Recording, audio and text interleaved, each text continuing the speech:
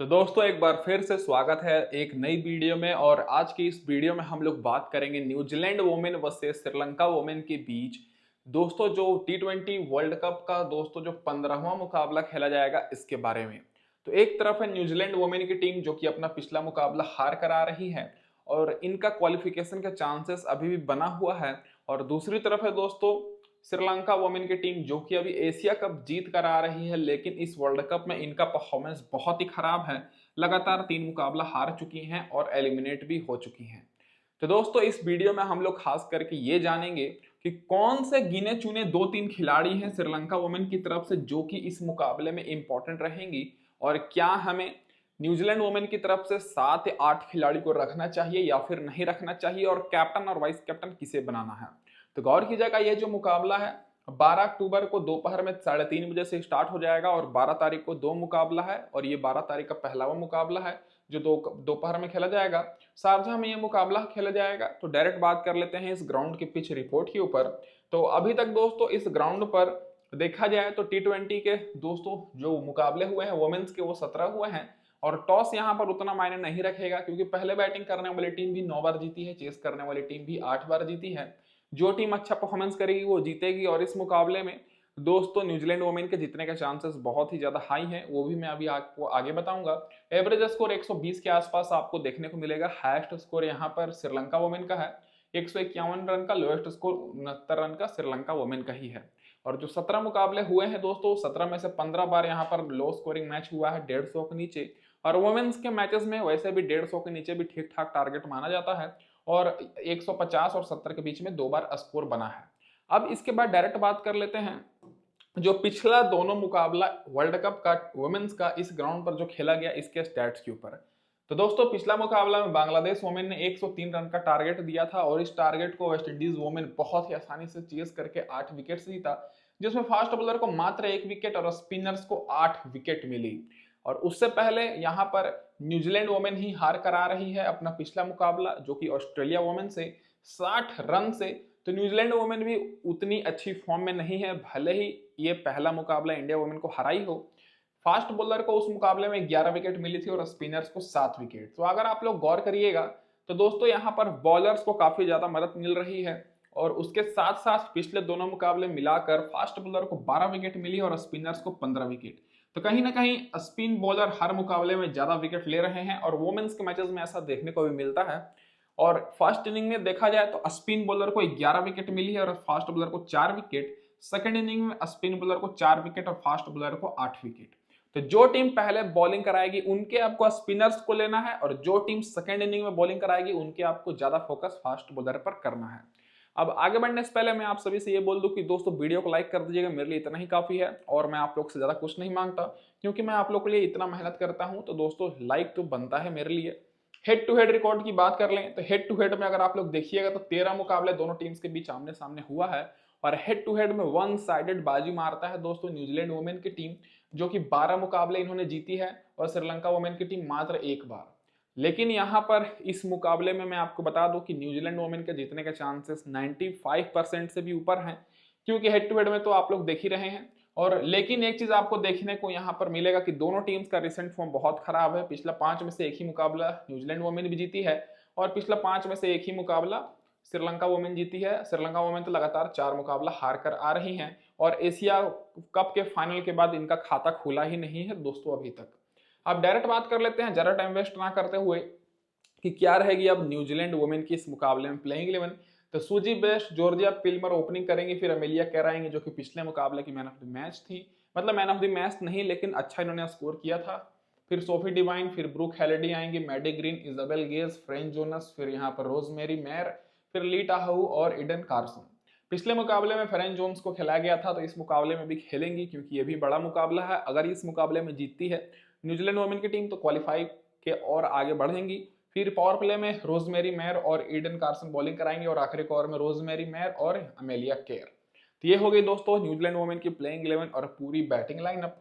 अब recent form की बात कर रहे हैं तो न्यूजीलैंड वुमेन की तरफ से अगर आप लोग रीसेंट फॉर्म देखिएगा तो सूजी बेस्ट पिछले मुकाबले में 20 रन की पारी खेली, जॉर्जिया पिल्मर 4 रन की और अमेलिया केर 29 रन 4 विकेट की। तो इनके टॉप ऑर्डर के तीनों बल्लेबाज में देखा जाए तो सूजी बेस्ट कहीं ना कहीं थोड़े अच्छे फॉर्म में है, क्योंकि दोस्तों पहले मुकाबले में 27 रन की पारी खेली, उससे पहले 20 रन की। जॉर्जिया पिल्मर भी अच्छे फॉर्म में है, लेकिन रिसेंट फॉर्म जॉर्जिया पिल्मर का कुछ खास नहीं है। ज्यादातर मुकाबले में फ्लॉप हुई हैं, केवल 2 मुकाबले में 53 रन और 34 रन की पारी खेली है। पिछले मुकाबले में भी फ्लॉप हुई हैं। तो टॉप ऑर्डर से सूजी बेस्ट को तो सभी लोग ले रहे हैं, लेकिन अगर आप लोग जॉर्जिया पिल्मर पर फोकस करते हैं तो कर सकते हैं। मेगा ग्रैंड लीग में आपको अच्छा खासा ये पॉइंट्स दिलाकर जाएंगी। एमेलिया केयर भी सेफ ऑप्शन रहेंगी, क्योंकि दोस्तों इनको भी सभी लोग ले रहे हैं। रिसेंट फॉर्म भी एमेलिया केयर का बहुत अच्छा है। 40 run 1 wicket, 37 run 3 wicket, 64 run 13 run 1 wicket और पिछले मुकाबले में 29 रन 4 विकेट। तो एमेलिया केयर कैप्टन और वाइस कैप्टन के लिए भी बेस्ट ऑप्शन रहेंगी। इसके बाद आ जाती है कप्तान सोफी डिवाइन, जो कि पिछले मुकाबले में तो 7 रन की पारी खेली है, लेकिन उससे पहले दोस्तों 57 रन की इन्होंने शानदार पारी खेली है। रिसेंट में भी दोस्तों 35 रन नॉट आउट। तो सोफी डिवाइन भी इस मुकाबले में सेफ ऑप्शन रहने वाली है। तो टॉप ऑर्डर से केवल आपको जॉर्जिया पिल्मर पर मेगा ग्रैंड लीग में फोकस करना है, बाकी टॉप के तीनों आप लोग के लिए सेफ रहेंगी। और कोशिश करना है कि न्यूजीलैंड की तरफ से ज्यादा खिलाड़ी को आपको अपनी टीम में रखने के लिए।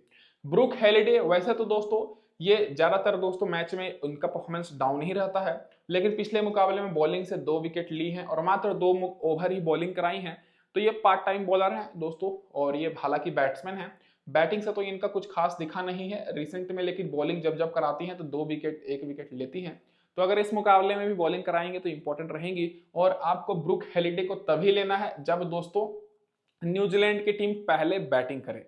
चेज करते समय उतनी इंपॉर्टेंट नहीं रहेंगी। फिर मैडी ग्रीन का तो वैसा ही परफॉर्मेंस डाउन ही रहता है। रिसेंट में दोस्तों ज्यादातर मुकाबले में परफॉर्मेंस खराब ही है। पिछले मुकाबले में मात्र 1 रन। इजाबेल गेज का भी दोस्तों पिछले मुकाबले में 0 रन। तो मैडी ग्रीन, ब्रूक हेलिडी और इजाबेल गेज, इन तीनों को आपको तभी लेना है दोस्तों जब न्यूजीलैंड वुमेन की टीम पहले बैटिंग करे। चेस करते समय आप लोग थोड़ा बहुत ब्रूक हेलिडी को रख सकते हैं, लेकिन मैडी ग्रीन और इजाबेल गेज को तो आपको बिल्कुल भी नहीं रखना है। अब रोजमेरी मैयर की बात करें तो ये अच्छे प्लेयर हैं और पिछले दोनों मुकाबले में परफॉर्मेंस बहुत अच्छा है। 6 विकेट ले चुकी हैं। तो इनके ऊपर आपको फोकस करना है, क्योंकि ये मेन बॉलर हैं। फ्रैंक जोनस की बात करें तो पिछले मुकाबले में खेली थी, विकेटलेस रही हैं। ली टाहू पिछले 2 मुकाबले में 3 विकेट और एडन कार्सन को केवल 2 ही विकेट मिली है, जो कि इंडिया वाले मुकाबले में, पिछले मुकाबले में ये भी विकेटलेस रही हैं। तो दोस्तों अगर न्यूजीलैंड वुमेन की टीम टॉस जीतकर पहले बॉलिंग करती है, तब आप लोग यहाँ पर रोजमेरी, ली टाहू और एडन कार्सन तीनों को रख सकते हैं। नहीं तो अगर न्यूजीलैंड की वुमेन मान के चलिए टॉस हार कर पहले बैटिंग कर लेती है, मान लीजिए टॉस हार जाती है, तब आप लोग रोजमेरी और ली टाहू 2 को तो आपको रखना ही रखना है। फ्रैंक जोनस को आप लोग भी रख सकते हैं, लेकिन वो ज्यादा ग्रैंड लीग के लिए इंपॉर्टेंट रहेंगी। अब इसके बाद डायरेक्ट बात कर लेते हैं दोस्तों वीडियो में आगे बढ़ने से पहले कि जो भी भाइयों हमारे अभी तक टेलीग्राम चैनल पर ज्वाइन नहीं किए हैं, फटाफट से जुड़ जाइए, क्योंकि यहाँ पर आपको टॉस के बाद बिल्कुल फ्री में टीम्स मिलेगी। बहुत सारे लोग जुड़ चुके हैं और चैनल को भी सब्सक्राइब कर लीजिए, ताकि अगर आपको सारे मैचेस की सबसे पहले वीडियो चाहिए तो चैनल को सब्सक्राइब करके नोटिफिकेशन बेल को ऑन जरूर कर लीजिएगा। अब इसके बाद डायरेक्ट बात कर लेते हैं दोस्तों यहाँ पर जो खिलाड़ी बेंच पर बैठी हुई हैं। तो दोस्तों देखा जाए तो मेन इनके 4 बॉलर्स ही बेंच पर बैठी हुई हैं। बैटिंग में तो ऑप्शन ही नहीं है चेंजेस करने का, तो बॉलिंग में भी हो सकता है, कम ही चांस है। अब बात कर लेते हैं हेड टू हेड रिकॉर्ड के ऊपर कि कैसा हेड टू हेड रिकॉर्ड है दोस्तों न्यूजीलैंड वुमेन का दोस्तों श्रीलंका वुमेन के खिलाफ। तो हेड टू हेड तो अच्छा ही होगा, क्योंकि अभी तक मुकाबला नहीं हारी है। सूजी वेस्ट 38 का एवरेज है, 10 मुकाबले में 3 विकेट ली है, बहुत ही बेहतर है, 3 पर आपको फोकस करना है। जॉर्जिया पिल्मर मात्र 2 मुकाबले में 19 का एवरेज है। अमेलिया केयर का 38 का एवरेज है, 7 विकेट ली है 6 मुकाबले में। तो टॉप के ये दोनों पर बहुत ज्यादा फोकस करना है। सोफी डिवाइन का भी 27 का एवरेज है, 4 विकेट ली है 10 मुकाबले में, तो ये भी इंपॉर्टेंट रहेंगी। ब्रूक हेलिडे का उतना कुछ खास नहीं है, 3 पर फोकस नहीं करना है। मैडी ग्रीन का 13 का है और इजाबेल के गेस का 14 का है, तो इन दोनों पर भी आपको केवल पहले बैटिंग करते समय ही फोकस करना है। तो टॉप के 3 खिलाड़ियों पर बहुत ज्यादा फोकस करना है, सूजी बेस्ट, एमेलिया केयर और सोफी डिवाइन। बॉलर में बात करें तो फ्रैंक जोनस का रिकॉर्ड कुछ खास नहीं है, 3 मुकाबले में मात्र 1 विकेट मिली है। ली टाहू का अच्छा है, 6 मुकाबले में 8 विकेट और एडिथ कार्सन का भी 5 मुकाबले में 6 विकेट। रोजमेरी मात्र 1 ही मुकाबला खेली है, लेकिन रोजमेरी का रिसेंट फॉर्म अच्छा है, तो आप लोग इनके ऊपर फोकस जरूर करिएगा। अब डायरेक्ट बात कर लेते हैं दोस्तों यहाँ पर क्या रहेगी प्लेइंग 11 इस मुकाबले में श्रीलंका वुमेन की। तो इनकी प्लेइंग 11 अभी कंफर्म ये नहीं है, मैं खुलकर बोलता हूँ, क्योंकि वुमेन्स की बात करें तो प्लेइंग 11 मैच के बाद ही पता चलती है, मतलब टॉस के बाद ही, और वैसा ज्यादा कुछ बड़ा न्यूज नहीं है। लेकिन पिछला तीनों मुकाबला हारने के बाद तो यहाँ पर बदलाव तो पक्का बनता ही है, क्योंकि अब एलिमिनेट हो चुकी हैं, तो हो सके दूसरे खिलाड़ी को मौका दिया जाए। तो इधर से फिलहाल तो जहां तक मुझे लग रहा है कि बिस्मी गुनारत्ने ओपनिंग करेंगे अथपत्तू के साथ, फिर यहाँ पर हर्षिता महादेवी समर विक्रमा आएंगी, फिर चौथे नंबर पर कविस्का धिल्लरी, उसके बाद एन डी सिल्वा, फिर यहाँ पर संजीवनी आमा कंचना को पिछले मुकाबले में खिलाया गया था, फिर सुगंधिका कुमारी, फिर यहाँ पर प्रियदर्शनी, फिर प्रबोधनी और इनको रणवीरा। तो जहां तक मुझे लग रहा है कि दोस्तों यहाँ पर एक दो बदलाव पक्का होंगे, जो कि मैं आपको टेलीग्राम पर अपडेट करूंगा। पावर प्ले में प्रियदर्शनी और सुगंधिका कुमारी बॉलिंग कराएंगे और आखिरी ओवर में प्रबोधनी और यहाँ पर अमा कर्चना। तो ये होगी दोस्तों यहाँ पर श्रीलंका वुमेन की प्लेइंग 11। अब रिसेंट फॉर्म की बात करें इनका, तो रिसेंट फॉर्म देखिएगा तो गर्नर इनका मतलब बहुत ही खराब रिसेंट फॉर्म है। एशिया कप में बहुत अच्छा था, एशिया कप तक, और इस वर्ल्ड कप में तो बहुत खराब है, तभी तो दोस्तों लगातार 3 मुकाबले हारी हैं। विक कर्नर रटने की बात करें तो दोस्तों 3 मुकाबले हम देख सकते हैं 2 बार 0 पर आउट हो चुकी हैं, तो बहुत ही खराब परफॉर्मेंस है। एशिया कप में भी ज्यादातर मुकाबले में फ्लॉप ही हुई हैं। अतुपत्तु का थोड़ा बहुत ठीक है क्योंकि बैटिंग और बॉलिंग दोनों करती हैं। तो पिछले मुकाबले में 1 विकेट मिल गया था, लेकिन उससे पहले फ्लॉप रही थी और उससे पहले 3 विकेट ली थी। रिसेंट में 70 रन, 2 विकेट और 39 रन की पारी खेली है। तो टॉप ऑर्डर से यहाँ पर केवल अतुपत्तु ही बेस्ट ऑप्शन आपको दिख रही हैं और इन्हीं पर आपको केवल फोकस करना है। एच महादेवी समर विक्रमा की बात करें तो पिछले 3 मुकाबले में 2 बार फ्लॉप हुई हैं, केवल 1 बार 23 रन की पारी खेली है। रिसेंट में थोड़ा बहुत इनका रिकॉर्ड एशिया कप में अच्छा था। तो मेगा ग्रैंड लीग की पॉइंट ऑफ व्यू से एच महादेवी समर विक्रमा थोड़ी इंपॉर्टेंट ऑप्शन रहेंगी, तो स्टार में बना दे रहा हूं, तो इन पर आपको फोकस करना है क्योंकि रिसेंट फॉर्म इनका अच्छा है। कविस्का धिलेरी की बात करें तो ये भी दोस्तों पिछले मुकाबले में 21 रन, फिर 5 रन, फिर 3 रन, 1 विकेट। तो कविस्का धिलेरी पर भी आपको ग्रैंड लीग में फोकस करना है। क्यों? क्योंकि दोस्तों ये बैटिंग और बॉलिंग दोनों कराती हैं। तो दोस्तों अगर बैटिंग से 1 विकेट लेकर बैटिंग से बैटिंग से अगर 25-30 रन बनाकर बॉलिंग से 1 विकेट ले लेती हैं तो इंपॉर्टेंट रहेंगी। तो सेफ ऑप्शन अतुपत्तु रहेंगी, बाकी एच महादेवी, समर विक्रमा और कविस्का धिलेरी केवल मेगा ग्रैंड लीग के लिए। फिर संजीवनी की बात करें तो इनको आपको नहीं लेना है बिल्कुल भी, क्योंकि बहुत ही खराब परफॉर्मेंस है। पिछले मुकाबले में भले ही 20 रन की पारी खेली हो, लेकिन भरोसेमंद बिल्कुल नहीं है। एन डी सिल्वा की बात करें तो दोस्तों इनका परफॉर्मेंस भी कुछ खास नहीं है, तो इन पर भी आपको कम फोकस करना है। आमा कर्चना की बात करें तो इनको पिछले मुकाबले में 19 रन और 1 विकेट मिली थी, लेकिन रिसेंट में ज्यादातर विकेट लेस ही रही हैं, तो इन पर आपको टॉस के हिसाब से फोकस कर सकते हैं। बाकी इनके बॉलर्स पर थोड़ा बहुत फोकस कर लीजिएगा। प्रियदर्शनी की बात करें तो विकेट लेस रही है 4 मुकाबले में, तो इन पर भी इंपॉर्टेंट नहीं है। सुगंधिका कुमारी पिछले 2 मुकाबले में 1 विकेट और प्रबोधनी को भी 2 मुकाबले में 1 विकेट और इनको रणवीर को भी 2 मुकाबले में 1 विकेट। तो दोस्तों यहाँ पर अगर आप लोग एक्सपीरियंस बेसिस पर जाइएगा तो प्रबोधनी को रख सकते हैं क्योंकि रिसेंट में परफॉर्मेंस इनका अच्छा है। बाकी सुगंधिका कुमारी को भी रख सकते हैं क्योंकि 1 मुकाबले में इनको 3 विकेट मिला था। तो कोशिश आपको यही करना है कि दोस्तों इनके थोड़ा बहुत बॉलर और एक अथुपत्तु पर फोकस करिएगा, नहीं तो ज्यादातर आपको न्यूजीलैंड वुमेन पर ही फोकस करना है। जो खिलाड़ी बेंच पर बैठी हुई हैं इनमें से अगर चांसेस रहेगा खेलने का तो मैं आपको अपडेट करूंगा। बाकी दोस्तों बॉलर में हो सके खेलेंगी, बैटिंग में तो कम उम्मीद है। अब डायरेक्ट बात कर लेते हैं हेड टू हेड रिकॉर्ड के ऊपर।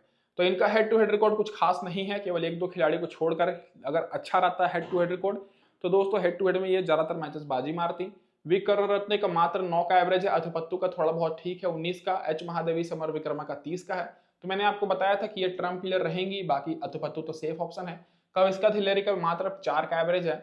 एन डी सिल्वा की बात करें 14 का, संजीवनी का 13 का एवरेज है, आमा कर्चना का 4 का है, विकेट ही नहीं मिला है। फिर बॉलिंग से दोस्तों इनको रणवीरा थोड़ी इंपॉर्टेंट रहेंगी, 8 मुकाबले में 10 विकेट। बाकी सारे बॉलर का रिकॉर्ड कुछ खास नहीं है। सुगंधिका कुमारी 6 मुकाबले मात्र 2 विकेट और प्रियदर्शनी 3 मुकाबले में 4 विकेट और प्रबोधनी 6 मुकाबले में 2 विकेट। तो ये होगी हेड टू हेड रिकॉर्ड। अब इसके बाद डायरेक्ट बात कर लेते हैं क्या रहेगी अब इस मुकाबले में टीम कॉम्बिनेशन। तो दोस्तों जो हमारी टीम यहाँ पर निकल कर आ रही है, ये दोस्तों मैंने टीम बनाई है। मैंने बॉलर्स पर थोड़ा बहुत फोकस किया है श्रीलंका वुमेन की तरफ से। कप्तान हमारी यहाँ पर अमेलिया केर रहेंगी, वाइस कप्तान दोस्तों अतुपत्तु रहेंगी, और अगर आप लोग चाहें तो एक और खिलाड़ी को रख सकते हैं न्यूजीलैंड वुमेन की तरफ से। विकेट कीपर से यहाँ पर संजीवनी को रखा हूं क्योंकि दोस्तों जो न्यूजीलैंड के विकेट कीपर हैं उनका बैटिंग और थोड़ा और ज्यादा नीचे है। यहाँ पर बी हेलेडी को मैं लिया हूँ, सुजी बेस्ट को, फिर यहाँ पर के ढिलोरी को जो कि दोस्तों टॉप ऑर्डर में आती है, बैटिंग और बॉलिंग दोनों करती हैं। फिर S Sophie Devine, Amelia Kerr, अतुपत्तु, और बॉलिंग से दोस्तों मैंने सुगंधिका कुमारी, प्रबोधनी को रखा है। हेड टू हेड दोनों का रिकॉर्ड बहुत अच्छा है, इसीलिए दोस्तों मैंने लिया है। रिसेंट फॉर्म भी ठीक ही ठाक है। एल टाहू और रोजमेरी मैर को मैं लिया हूं। तो ये रहेगी दोस्तों यहाँ पर हमारी फिलहाल के लिए टीम कॉम्बिनेशन, इस वीडियो के लिए फाइनल टीम है। इससे बेहतरीन टीम आप सभी को टेलीग्राम पर मिलेगी, तो फटाफट से जुड़ जाइए। इस वीडियो में दोस्तों बस इतना ही। वीडियो देखने के लिए आप सभी का बहुत बहुत धन्यवाद दोस्तों।